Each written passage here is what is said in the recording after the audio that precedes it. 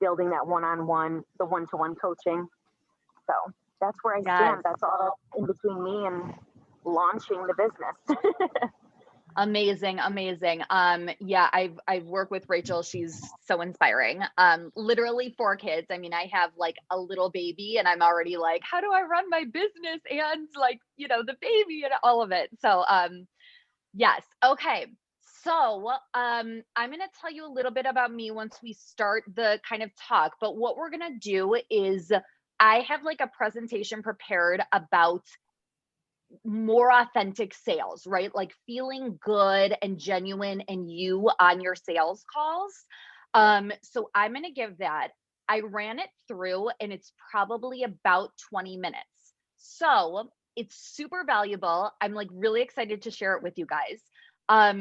So what I would suggest is getting out paper and a pen, turning off whatever distractions you may have, closing down your Facebook messages, your phone, whatever is going on, and kind of getting into the zone so we can dive into this and you can get a lot of value out of it.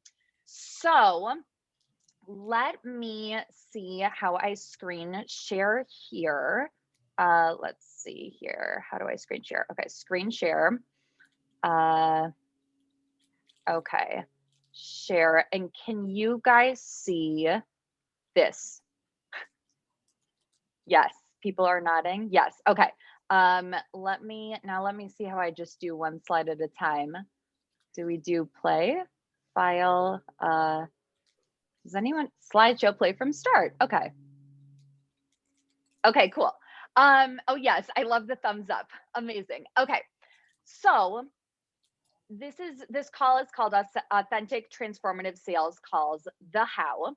And my goal is to support you in redefining sales in a way that lovingly serves you and your prospect. So as coaches, we know the value of creating like a container of support and love and all of that. But we know like typically elsewhere in the world, sales and love aren't usually maybe connected.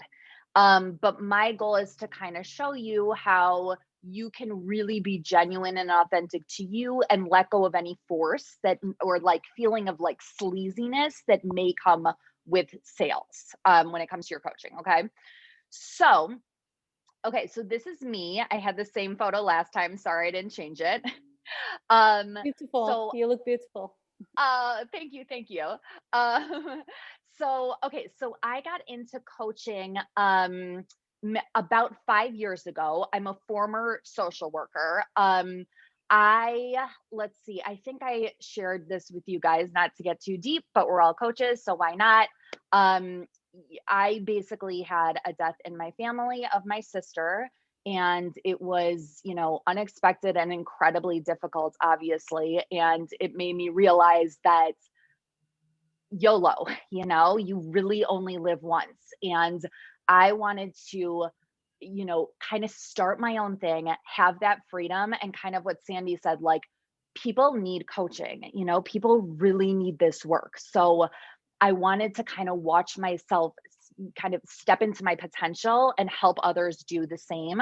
So that's when I found coaching, I was like, this is the most incredible way of creating transformation for people.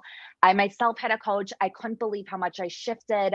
I mean, I'm telling you guys, a few years ago, if you were like, you'll be like running a presentation, I'd be like, no, I won't, so it's done so much for me, and I'm sure it's done the same for you. And that's kind of what got me into it. Okay.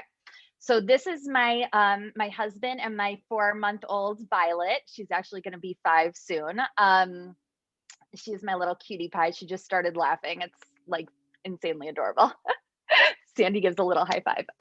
Okay. So let's kind of dive in. So tell me, for you guys, right? What comes to mind when you think sales? I found this super goofy photo. When you think sales, right? Like selling your coaching, shout out some like words that come to mind for you. Nurturing relationships, like nurturing relationships. I was going to say something similar. Building relationships. Building relationships. Yes. Okay. You guys are totally like in the right spot. Building relationships, nurturing relationships. Anything else that comes up when you think sales, sales calls, anything? Actively listening to the pain points. Yes. Yes. Actively listening to the pain points. Amazing. Okay. You guys are ahead of the game. Okay. And I'll So, be quiet. yeah, don't tell us everything you already know. Okay. What I want you to do is kind of let go of anything that may not be serving you when it comes to thinking about sales, right? So, like in this group, it seems like we know sales is nurturing relationships, sales is building relationships, right? But a lot of times, what I know my clients experience or come to me with is this feeling of like, when I'm on these calls, it feels like icky or it doesn't feel good. It looks like someone chatted. Imposter syndrome, said Sandy. Exactly. A feeling of like, wait a second, who am I to be, asking you to be a part of this, right? And I definitely experienced that, and it totally held me back from like going full throttle, which sucked. So right now, kind of just like letting go of any of that that's coming up, right? Because we're gonna redefine sales. So sales, for our purposes of our call, right, is our ability to both feel love and offer someone else love too. Okay. May sound a little cheesy, but feel me on this, right? Sales is about love. Okay. So at this point, right, you maybe have a transformational coaching package or program that you really deeply believe in, right? You know that the work you do can support someone else tremendously. So for sales, right, we're kind of letting go of any agenda, right? Any attachment that we may have of this person needs to say yes or it needs to go like this, right? Letting go of that force.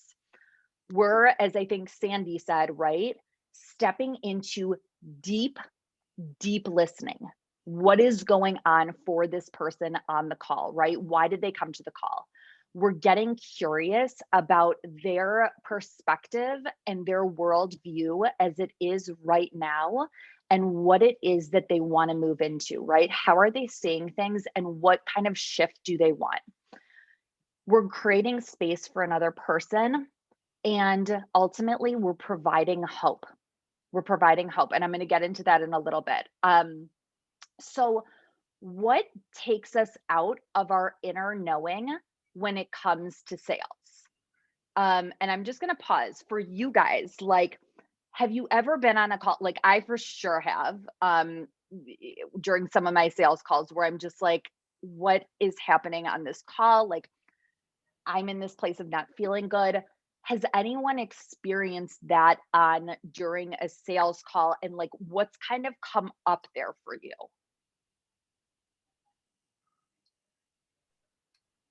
Okay, I'll go.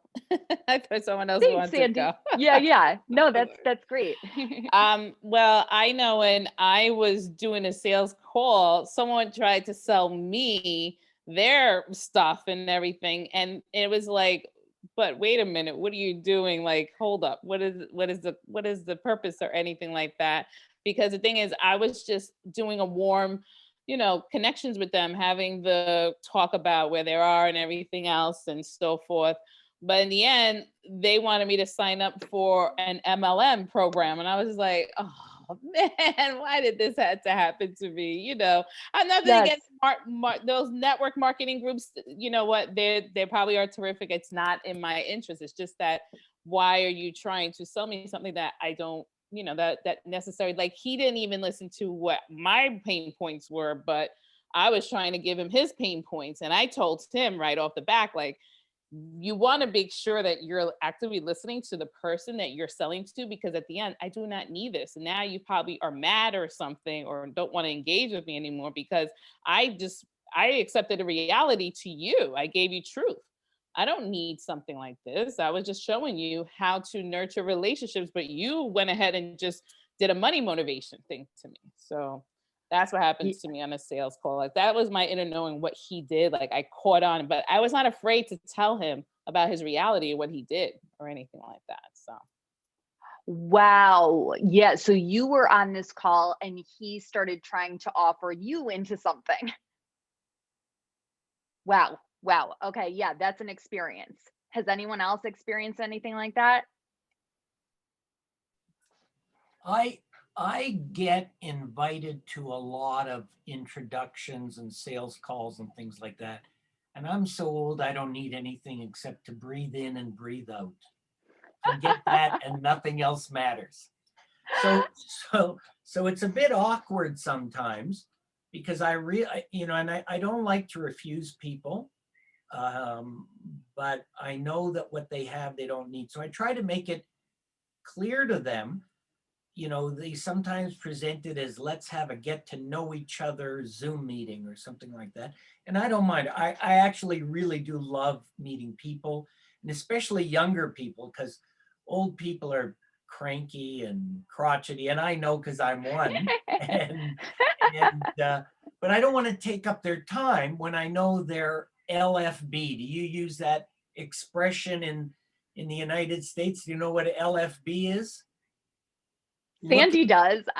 Looking for business. Oh. So they're LFB, and I'm not LFB. I mean, if somebody wants to get involved with a game, if they have grandchildren and so on, or children, and they want them to learn math, they want a game, that's fine. I'm happy to get them involved with Darwin or anything else I might know about. But it's awkward for me. As a matter of fact, I'm waiting for a call by a very, very nice lady. Her name is Sandy as well, but her last name is Sandy. Her first name is Rochelle. And she goes to a meetup group that I belong to. And I've just done a presentation with her with a few other people. And I really like her. I mean, she was 100% reliable. She said, we're going to show up at 9 o'clock. She was there at 9 o'clock. Other people who asked for the 9 o'clock timetable came later, didn't show up at all. So like I had nothing much to do with her other than seeing her as a face on the screen until we had to do this joint presentation. And my respect for her just went up 1,000%. I mean, it wasn't bad, but I just didn't know her. And and I would be very happy to get to know her better, but she's an investment advisor. And I know that it's going to take up time for her, that I have no need for an investment advisor. I wish I did. If one of you will leave me enough money, then I'll need an investment advisor. But so you might not have actually needed what she was sharing in a way. That's right. But I'm happy to know her because I never know when I run into someone who might need an investment advisor. And I think that totally goes to speaking to what was brought up in the beginning, right? Like building those relationships and knowing someone who does the thing that you might need, or you could refer someone to her for sure. These are so good. And I'm going to kind of share like some things that may take us out of our inner knowing a little bit, whether or not you guys have experienced on your calls, right? So these are kind of the things at least I've been through in the past, or have told to me, like the clients feel at times, which is need, right? So if we're kind of growing our own business and we have this like need, we want to support the client, but we also are like, wait, I need the money, or my bank account, like I really need this client. Or if we have a need, right, of I want to tell you everything that's amazing about this program and I'm so passionate about it and you're going to love it, right? Our own kind of like passion and talking can take us out of a space of really listening to what it is the client is saying and what's behind their words, right? Also, this idea of doubt, right? If someone gets on a call with us and we're like, wait a second, they're so smart. They seem to like know it all. Like why do they want to work with me? Or you know what, I don't think they're going to be able to pay the price of my program. Like, it's too high. I'm going to, shift it down or lower it, or, you know what, maybe I'm offering too low. Is my program even like worth it? Right. So getting into that space of doubt on the call. And the last one is like, let's call a spade, fear. Sometimes fear does come up from both parties on the call, and it can really take us out of like what we know is true about, what we're able to provide for people. So, okay. So does that make sense, guys? Has anyone kind of experienced that? Yes. Yes.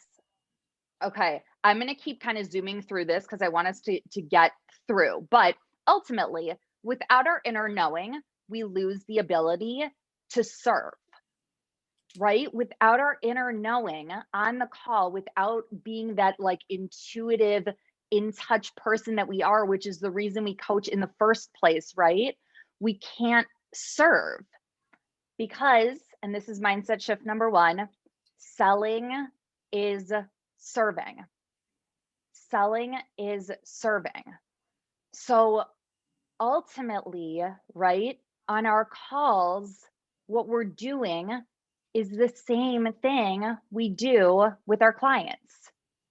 We're literally just supporting them in figuring out what is right for them, right? So I don't know about you, but like, again, hi, this girl in a cornfield, like that helps me let go so much of all the like gross stuff when it comes to sales, because we're literally just creating a container to support this person. So how do we kind of do that, right? How do we like get into a different space in order to, oh, Joel's getting a drink. Joel's getting a little drink. Perfect, Joel. Take a moment. So, okay. So how do we, get into that space where we're really tuning into what we know is the truth of who we are, the confidence we have in our program, all of that kind of stuff, embracing the 3 C's, okay? Which is, I don't know if you guys can see this little lady right here. Calmness, confidence, and curiosity. So in order to kind of get past like what I call the inner knowing blockages that prevent us from really showing up as ourselves and someone who's looking to give and serve on the call, it's important to embrace that calmness of, I'm detached from the outcome here. I am in this calm space where I'm confident in my program, right? And I'm curious about whether or not this is a match for this person. So, okay, I have like a few more things, but let me just kind of check in with you guys on how all of this is, sounding to you guys right now. Like, what's coming up for anyone around this? I mean, the inner knowing, now I get it, it's true, because I do fear some calls. Like I'll get someone like him to tell me that they want to try to sell me something. And when I was like, no, this is something totally different. So yes, mine was the fear. Yes. And of course, the need, because it's towards the end of the year, I just wanted to make my quota for the end of the year and stuff, and just like get my 10 people on to do this program that I'm doing. So the minds were need and fear. Doubt wasn't, I think I'm clearing that out. But the 2 I'm working on. Thanks for sharing that. Yes. Well, thank you for sharing this, because I think we all kind of experience these things. So it sounds like you connected to like need and fear, which again makes sense. And how, if at all, does it come into play on your calls? Well, right now, what's happening with me is because I thought I had to get like, all of a sudden I started panicking and stuff like I've started to panic a little bit here and there. And then I was like, do I need to get a lead generation or get a lead generation expert to help me to get some leads? And I just want to inquire that when it comes to, picking up these clients, make sure that, like I said in the beginning, that I can nurture them and build them. Like they're some of these are cold contacts, because now that we're in the pandemic, where can I get clients now? It's challenging right now for me. That's just me. I don't know about anyone else, but for me, it's just been a whirlwind. And I do talk to others, but right now, yeah, I do freeze up a little bit on calling people sometimes. So that's Totally being open about it. Yeah, no, thank you. I think that makes a lot of sense. Totally. Does anyone else have anything like similar to what Sandy shared, or anything coming up around this? I really like the 3 C's, especially the curiosity. Now I am thinking of examples in my sales calls, or I join to networking events, just to get to know people. And I do not approach them, hey, I'm a coach, would you consider taking coaching? Not in that sense. Then it turns into what Joelle was saying earlier. You come off as someone looking for business. It's not authentic. So what I discovered myself, the more I do sales calls or meetings with people, you have to meet people where they are. Like, we have, of course, a service that we can clearly see it's going to benefit them, but they might not be ready, and it's okay.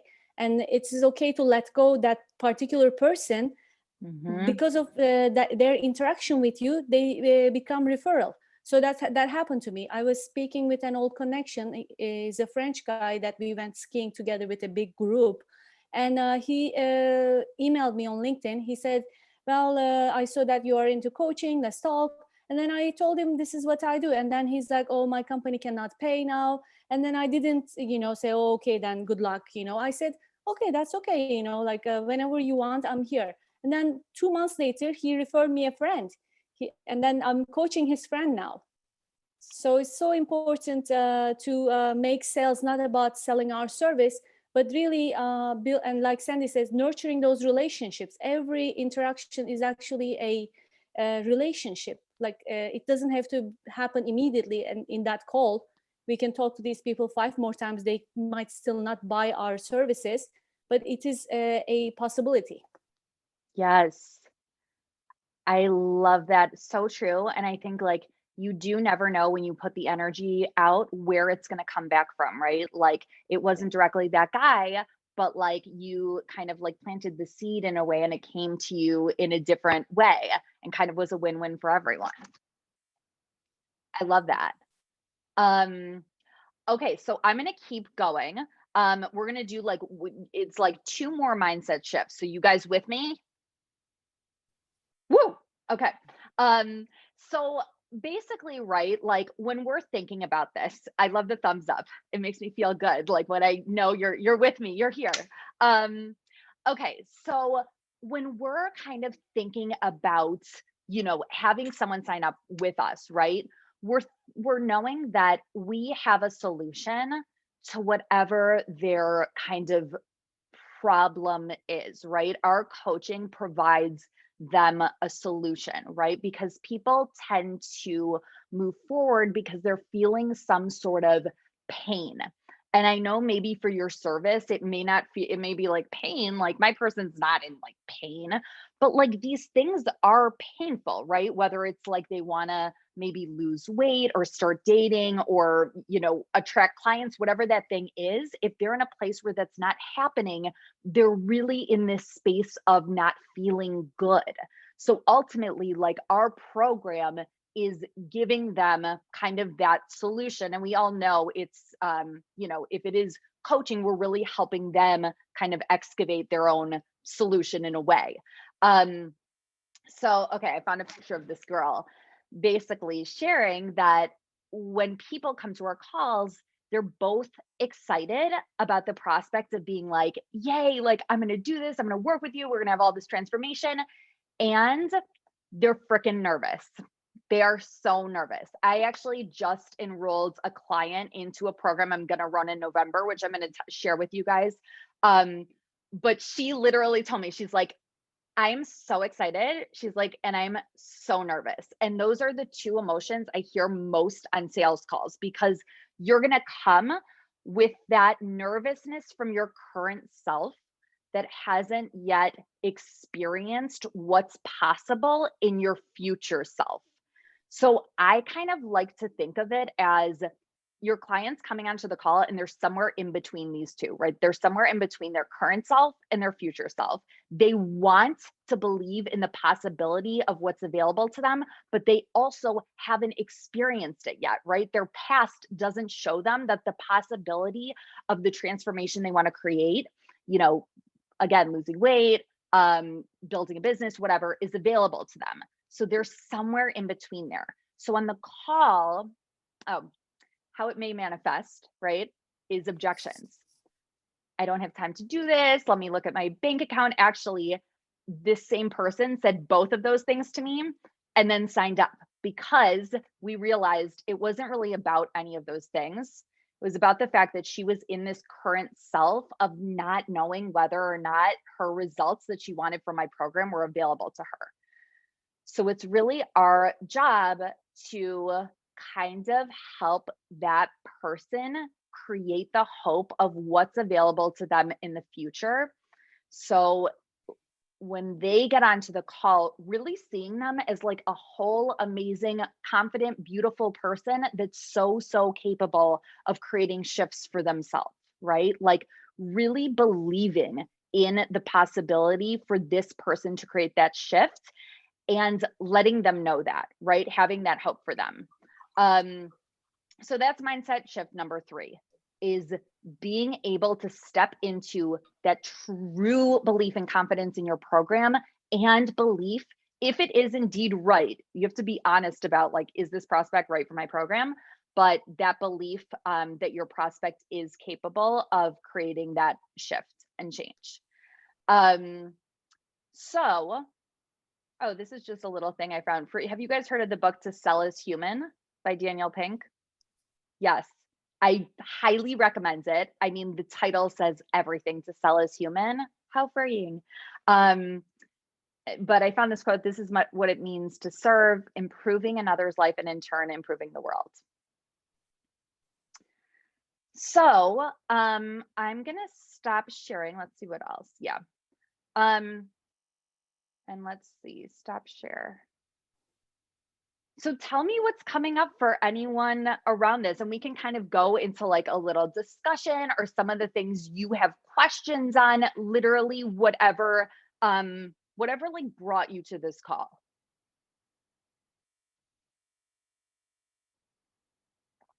Ways to attract clients, worthy clients, valuable clients. That's what your title attracted me: authentic sales calls and attracting the right type of clients that, you know, are willing to take to the next step. Like this is why I came on, just to hear who are my change makers, who are willing to take on that path, on that journey with me on a 12-week program that I'm doing before 2021 hits, you know? So that's why. Yeah. I was going to say, I'm just going to share and then anyone can kind of dive in. Ultimately, you want when people get onto that call, right? For them to have a sense of what you do, for the intention of the call to be kind of set, so they know this is us deciding whether or not like you're a good fit for this program, right? So ideally, your kind of marketing or the way you're nurturing relationships and all of that is giving so much kind of like value that by the time they get on this call, it's an easier yes, because they already know kind of like what you do, how you help, how you support, how you serve. But I want to make sure, did I answer your question? You did. Yes, you did. Yes, that helped. Okay. Okay, cool. Anyone else, feel free to dive in.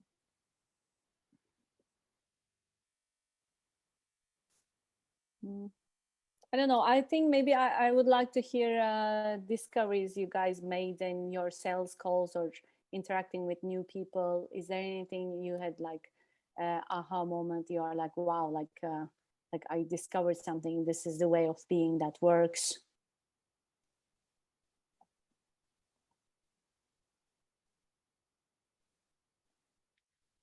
Seihan, you're saying like, what kind of things can Like you a success story. Like you were not thinking it would go that way, but then you did something in that call or in that meeting.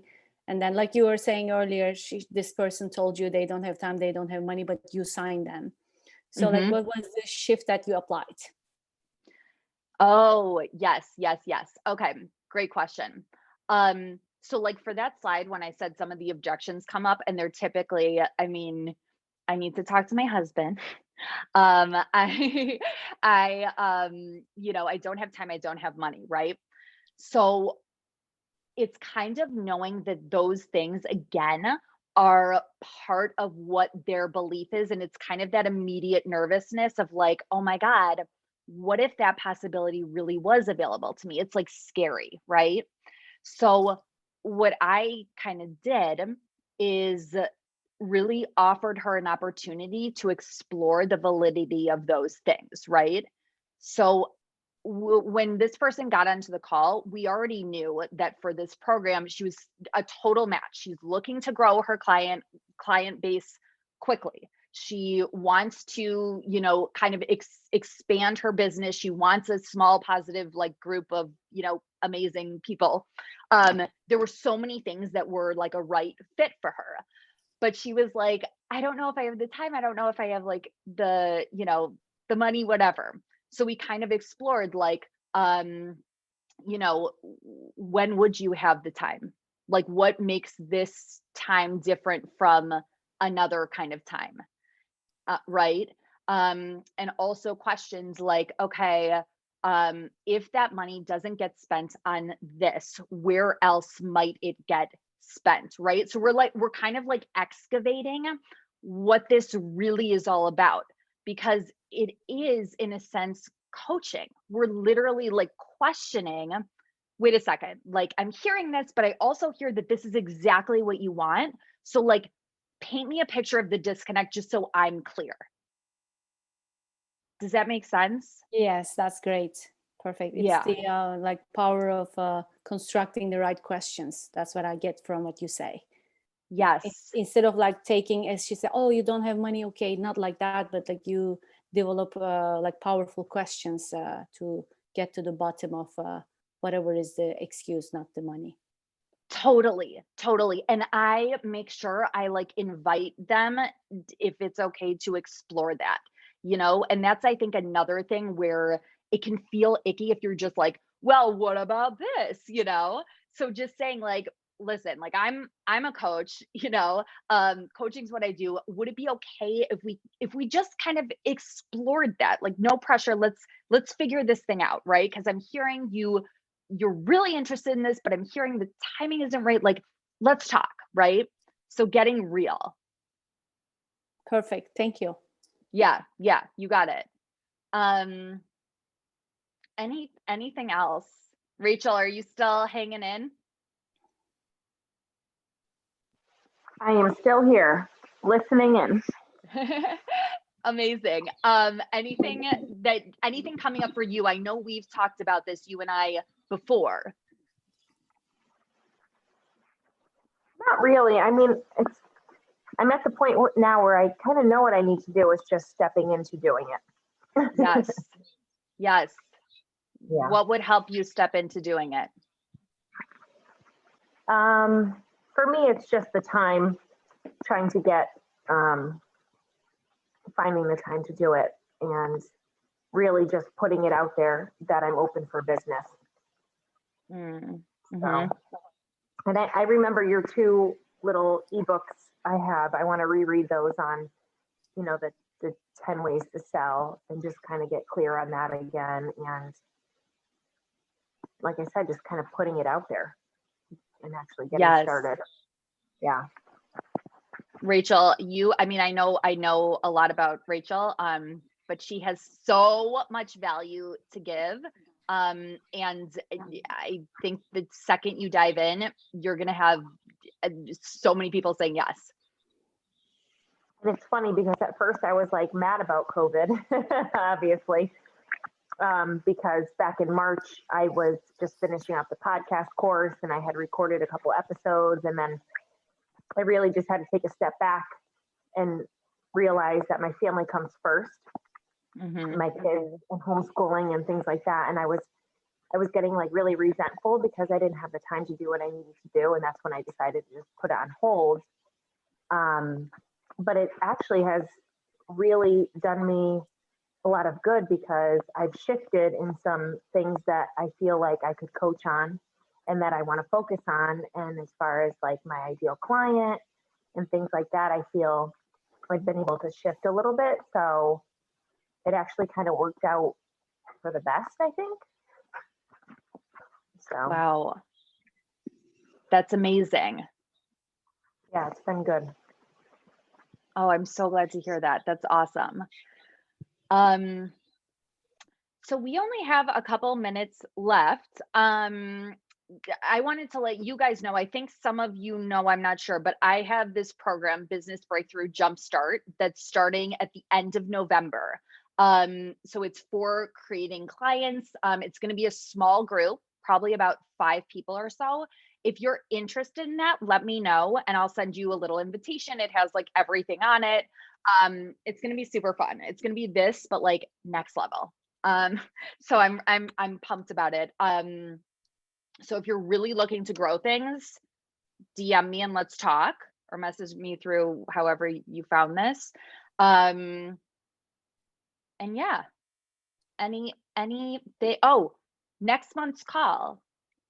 What else do you got? What we talked about? We did authentic client attraction last time. We're doing sales this time.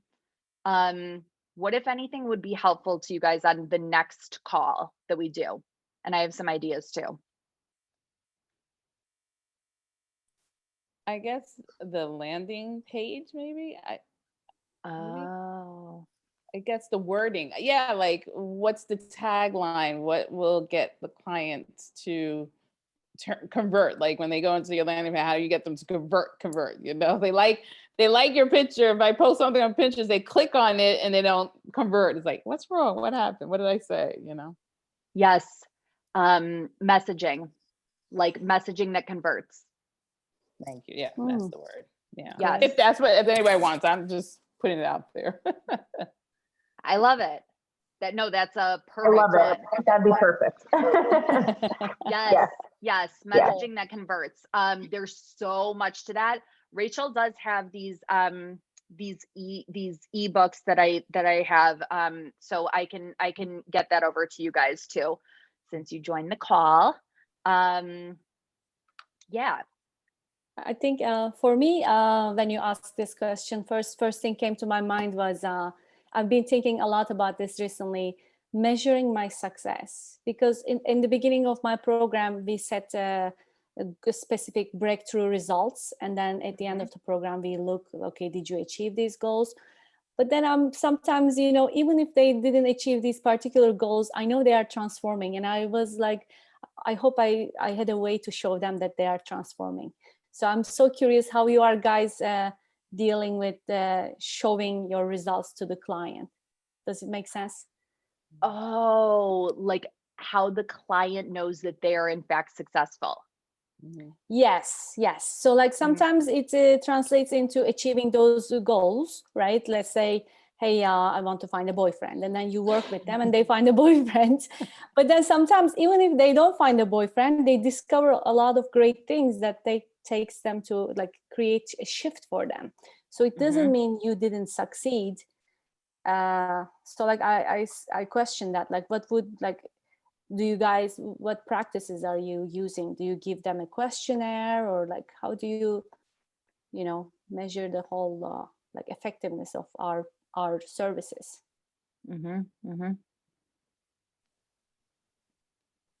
Does anyone want to speak to that? I know one girl. It's funny that you talked about it. I wasn't helping her in relationships. I was just helping her with her personal development. I was just helping her how to self-love, how to take care of herself, because she's 32 years old, trying to figure out what life has to offer.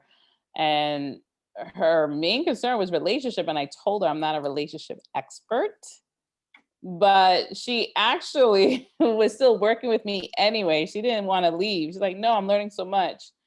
mind you, she went ahead and downloaded that Hinge app, one of those dating apps, whatever. And long and behold, she found someone she could connect with that she followed all the values that she had, the boundaries and everything else. And 2 months into the, getting to know, she's engaged. And so now she's telling people I'm a relationship expert, and I tell her no. Yes. Beautiful. So how do you, because to me, I'm like, I you know what? That's the thing too, Aliya. Maybe there's something I need to work on. I don't know. Maybe I keep saying I'm not a relationship. I'm just someone I'm a people developer. I'm just helping people know their values and their boundaries and understanding what matters to them the most, like what is out there, instead of, because there's so much approval addictions out there because of social media. We're so in tune with, I want people to like me. And I taught her to trade her expectations for appreciation for herself. And since she's, so now she puts on my comment that she's also a relationship expert. And I'm like, so I don't know. Wow. And you know what, Sandy? I mean, that's so interesting and we can discuss, but it may be that even though you didn't set the intention or kind of market yourself as like a relationship expert, because of the fact that you're helping people set boundaries, have appreciation, all this kind of stuff, connect to their values, that may be one of the results that people see. So there might be a way for us to, look at your messaging in order to figure out, like, this could be a potential result for people, and that would actually make a lot of sense. Relationship expert. I know, she put it on a testimonial, and I was like, I don't know if I want to put it on my website, but I let it be. Yeah, that's great. Yeah, there's a lot to that, and there's ways to kind of like ask questions that will help someone dive into what sort of results did I get, even if it isn't what I kind of came for. I have a whole kind of template on how to do that, because that can, add to your testimonials, help other people decide whether or not they want to work with you, and help the client figure out what they really achieved. So, okay, well, it's 4. Thank you guys so much for showing up. I will DM me if you want more information on the program. Otherwise, we're going to have our next call at the end of next month. And I love you guys. Thank you. Thank you so much. Thank you so great to much, meet Aliya. everyone. I have your email address. So I'll email you, okay? Perfect. All right. Have a good one, everyone. Take care. Best of luck to everyone. Just Bye. before we go, can I ask Rachel how old her kids are? My oldest is 11. My middle is 8. And then I have 4-year-old twins. 4-year-old twins. Okay. I have a game that all 5 of your kids can play together. And I'm not sure, I mean, are the twins boys or girls? One of each, boy, girl. One of each. Okay. So kids at that age, girls develop faster than boys typically at that age. Yeah. So the 4-year-old twin girl